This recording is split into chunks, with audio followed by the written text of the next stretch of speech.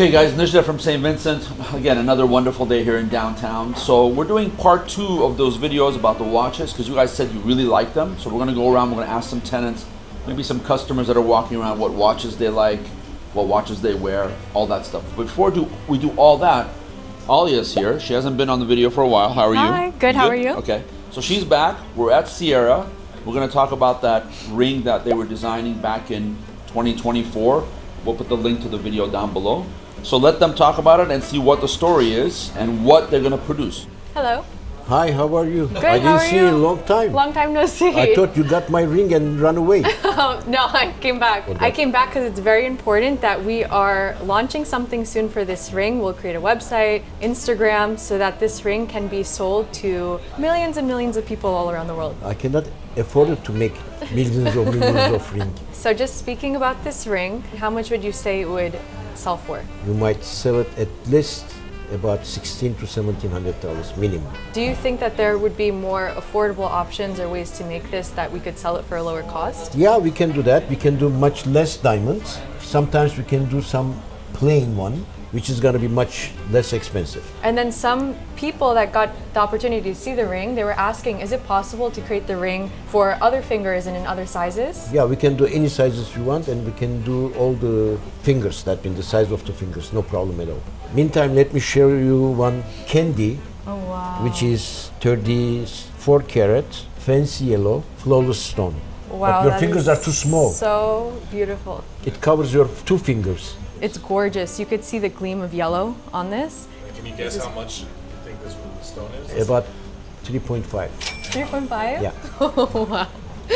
That's crazy. This is more expensive than the white diamond because it's a fancy yellow. That in fancy yellow diamond is more expensive than the white diamonds. And is that because it's more rare? Yeah. Okay. Is that for a client? Are Yeah, you that when selling we it? make the ring. Rafi, where is the ring? Give me 1 second. Oh wow. Is it just like an accessory or is it almost like an engagement ring? Or, No, or what just is it? accessory. This Oh, is just an this is the ring which we are gonna put. Okay. We are gonna put in the middle of this ring. Wow. This is the mounting which we are gonna set the stone in there. That's beautiful. Thank you. How many diamonds on the band? It's about 205 diamonds. Everywhere there is diamond.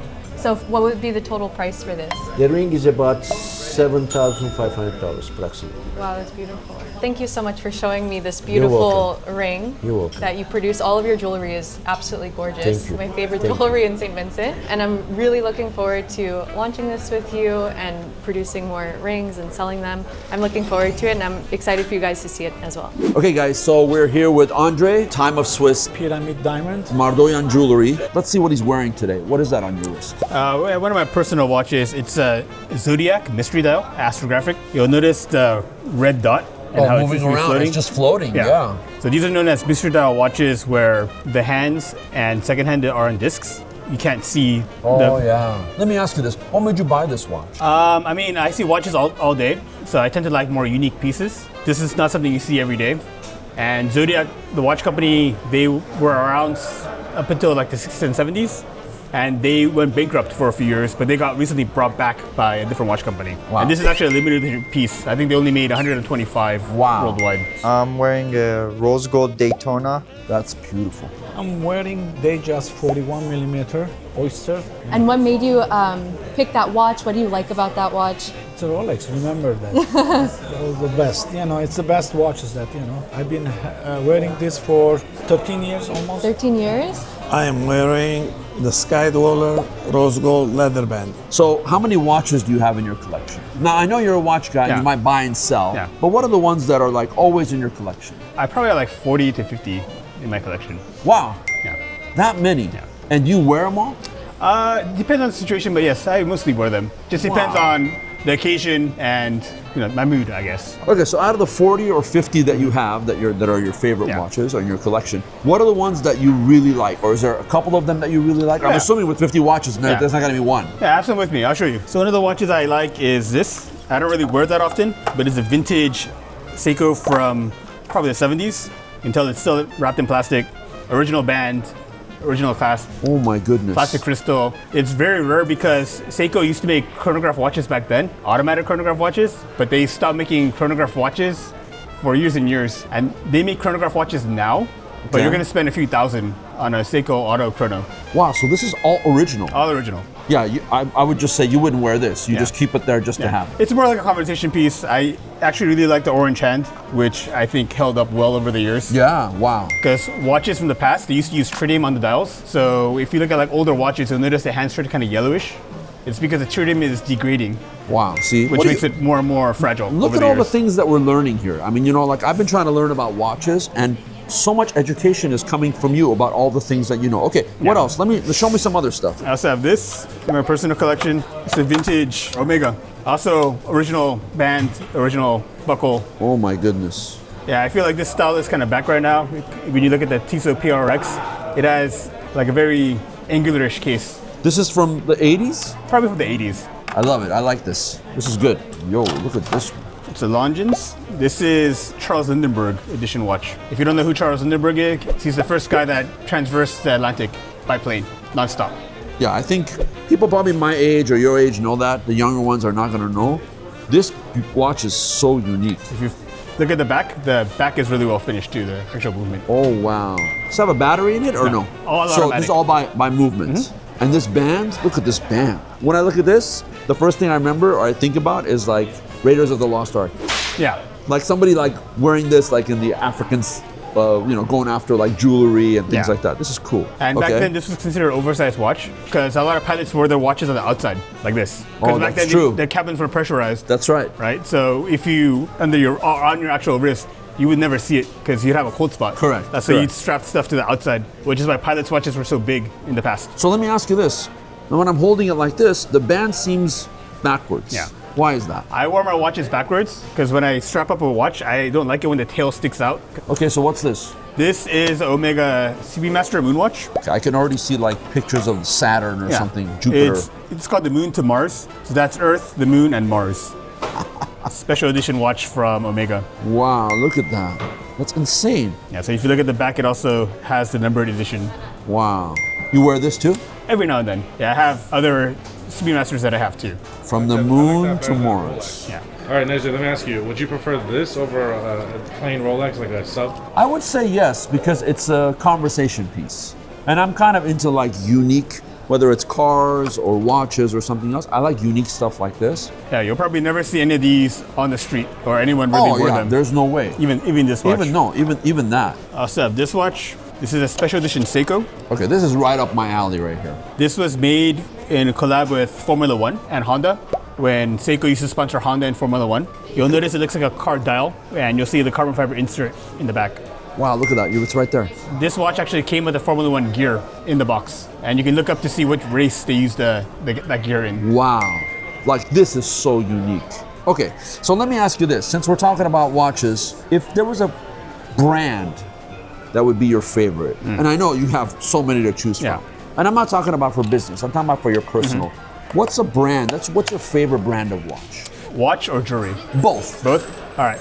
For watch, it would definitely be Seiko, because I feel like they're at a good price point where you can wear them every day, you can kind of beat them up and not care too much about them. They're, most of them are waterproof, they have very good designs. When it comes to jewelry, I consider like the modern day Rolex a jewelry, which would be my choice for a jewelry watch. I feel like they have the prestige and history, but you would never take a Rolex diving in the ocean. No, right? you wouldn't. That's true. You wouldn't wear a Daytona while racing.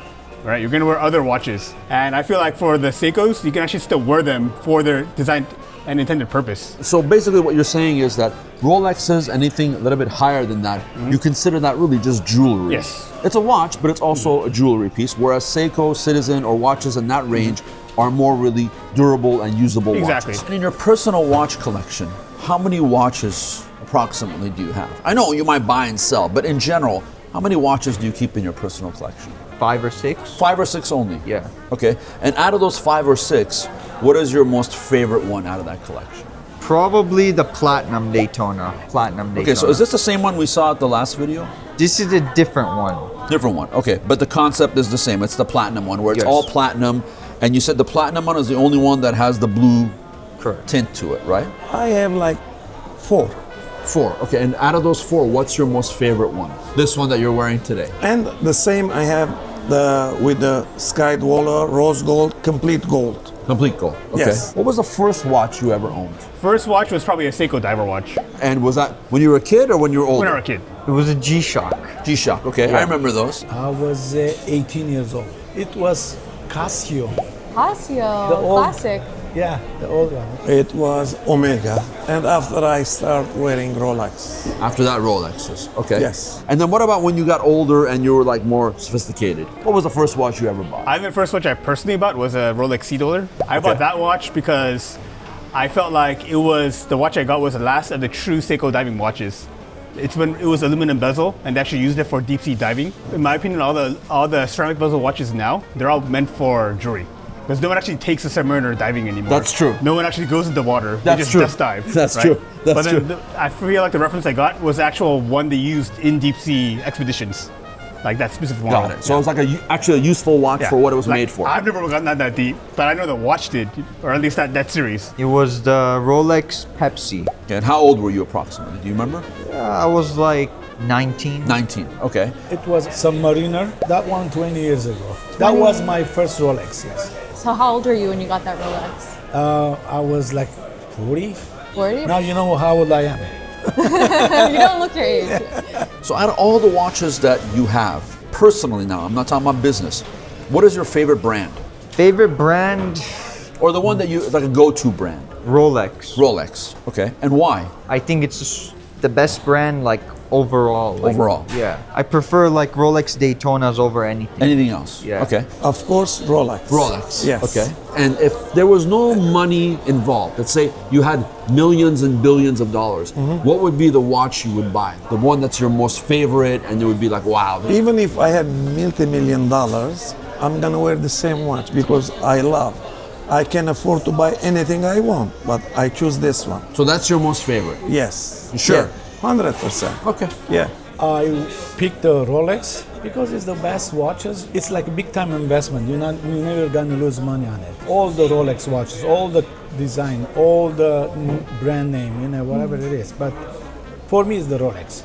You know what got you into watches? What was the thing that you got Since into? kid, I like watches. Like I was 16, 17, I collect watches. Okay. Those days it was digital watches. Okay. And after that, when I started doing jewelry, and I said, you know what, with the jewelry, the watches, it will go good. Yeah, good compliment. Yes, exactly. So when I start selling Rolexes in downtown Los Angeles, we are only 5 people. All those guys, nobody here was, and everybody knows. So later, those people, they start selling Rolex. I'm selling Rolex since 1992, 93. Wow, long time. What specific Rolex would you say is like the best of the best? For me, it's a Pepsi. Like, what's the best watch to invest in when you're buying your first Rolex. watch?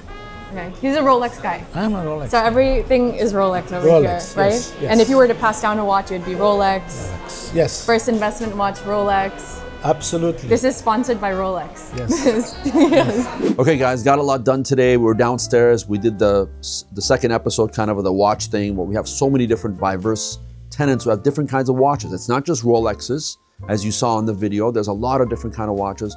A lot of people like different kinds of watches. So a lot available in our building. So if you're interested in watches, continue watching. Give us some comments below. Like I said, good, bad. Let us all know what you think so that we can continue doing this. It seems to be picking up a lot of steam.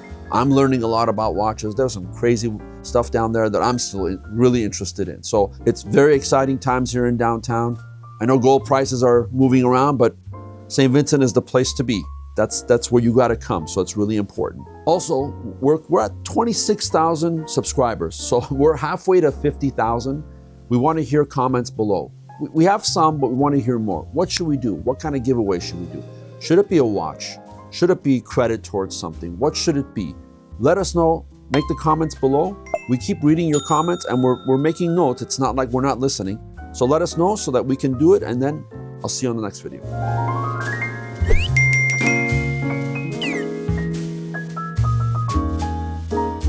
Wow.